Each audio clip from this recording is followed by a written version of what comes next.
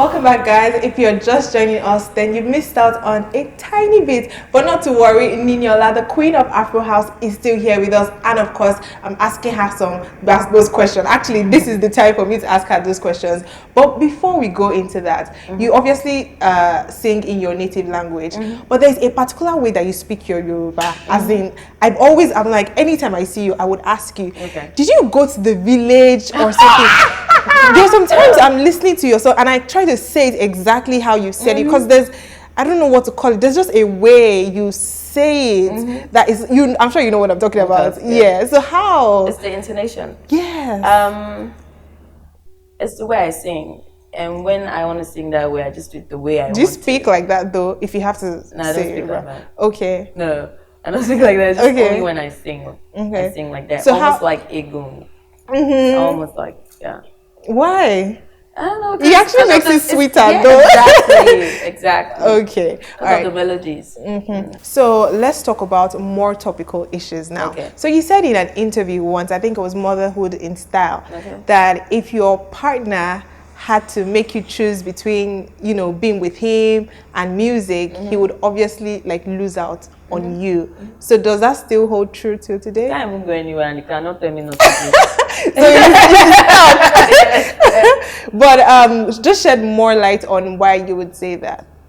And what I'll just say is, I am who I am. I can't change for anybody else. Because if you want me to change, then I'm going to be grouchy as as grouchy as I can be. So respect everyone and their ambitions, and don't try to take away happiness from somebody else. That's me. And do you think there is any way it would ever be possible that you would actually leave music because of your family?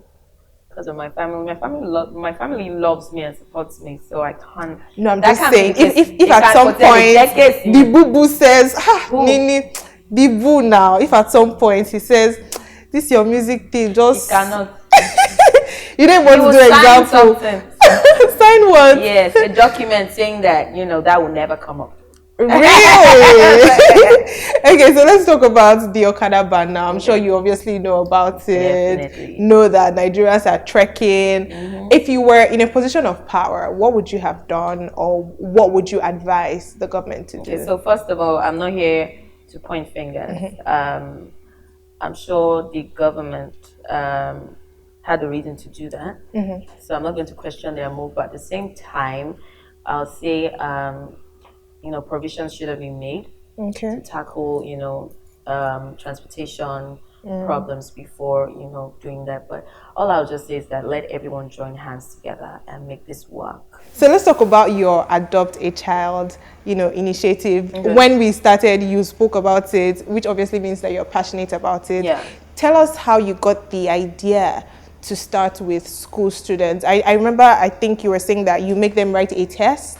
I mean, the school makes the students write a test, and then the best students, sometimes you pick for scholarship. No. Oh, okay, I hate you say that. I said that, but you're misquoting me. Okay. Yes. Correct us. What I said is this: that I went back to Isolo Yakari Estate. That's where I grew up. Okay. And I went to about 6 primary schools, government primary schools, and I asked for 5 of their best students each. They sat for an exam. That I invigilated personally. You did? Yes. And I picked the best 2. That's why I said you misquoted me. Okay, so actually, let me get it again. So it was how many schools?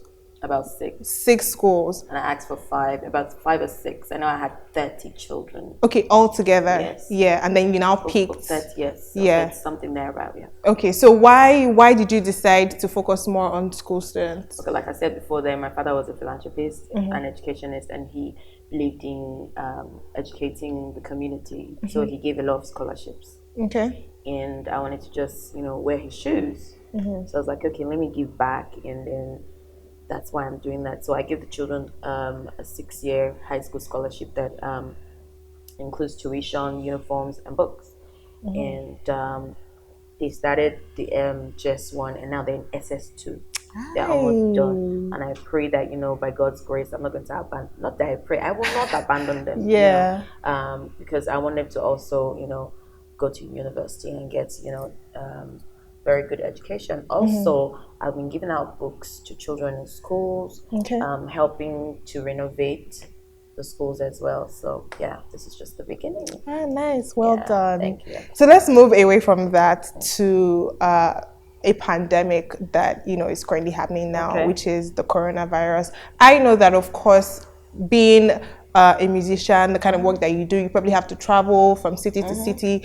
So how do you and your team ensure that you are safe, that everything is going well? Yeah. Not that I not shake you, because I'm like, let me just be. So how do you make sure that you're, hygienic and stuff?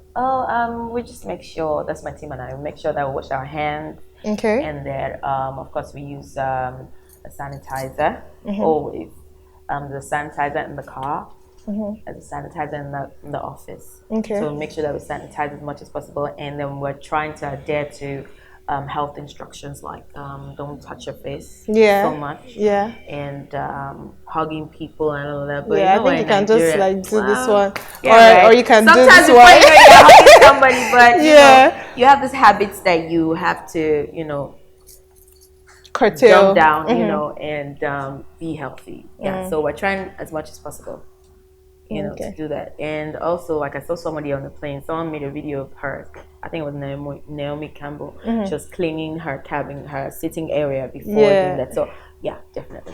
Okay, no problem. So let me just remind you that if you have just arrived from a country or a city where coronavirus has been confirmed to exist, then please quarantine yourself for 14 days. And if within or after that period you start feeling feverish, you have respiratory problems, then please do not go to a healthcare practitioner to avoid spreading the risk of the disease to other people. All you need to do is call the National Center for Disease Control. Their numbers are rolling across your screen, and of course they'll tell you what to do next. Thank you so much for the tips, Nini.